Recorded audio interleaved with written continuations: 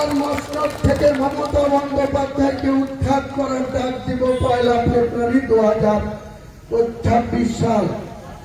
এবং আমি আশা রাখি মহান আল্লাহ তাআলাকে উপরে ভরসা রেখে এটা বলতে পারি যে আমি এই জনতা উন্নয়ন পার্টি আগামী দিনে বিজেপিকেও ক্ষমতা দূরে রাখতে সক্ষম হবে এবং তৃণমূলকেও ক্ষমতা থেকে উৎখাত করতে সক্ষম হবে।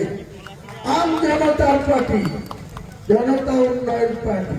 তাই আগামী দিনে আমি যারা চাই বাংলায় দুর্নীতিগ্রস্ত সরকারকে পরাস্ত করতে, চাকরি বিক্রি করা সরকারকে পরাস্ত করতে, 25,752 জনের 8 বছর ধরে চাকরি করার পর সুপ্রিম কোর্টের নির্দেশে চাকরি খারিজ হওয়ার পর মমতা ব্যানার্জি বলেছিল panel A, panel B, panel C, panel E নাকি রেডি আছে।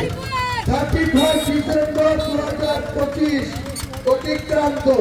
মুখ্যমন্ত্রী আপনি আর কত মিথ্যাচার করবেন? আপনি ওবিসি নিয়ে মুসলমানদের সঙ্গেও মিথ্যাচার করেছেন।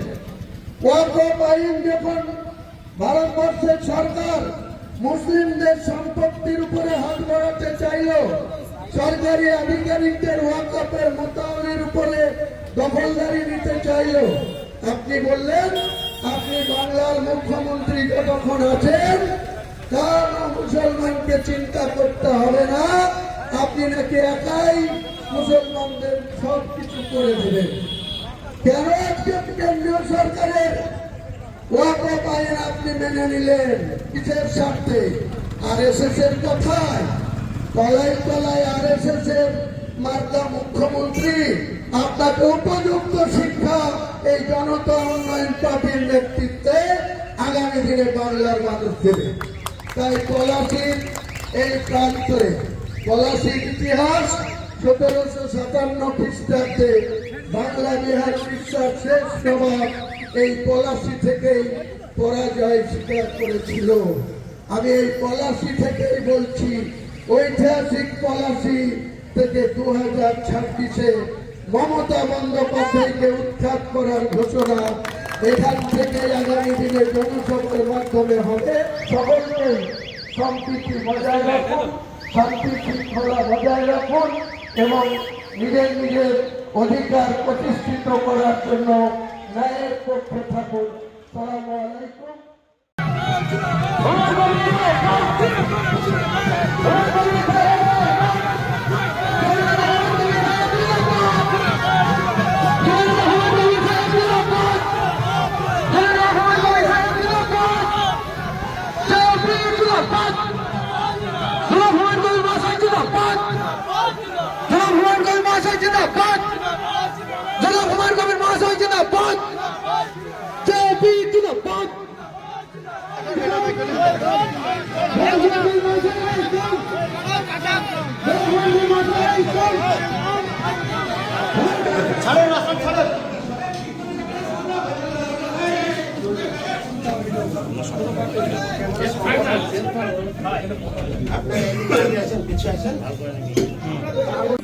বাংলা হান্টের আরো খবর দেখতে নজর রাখুন।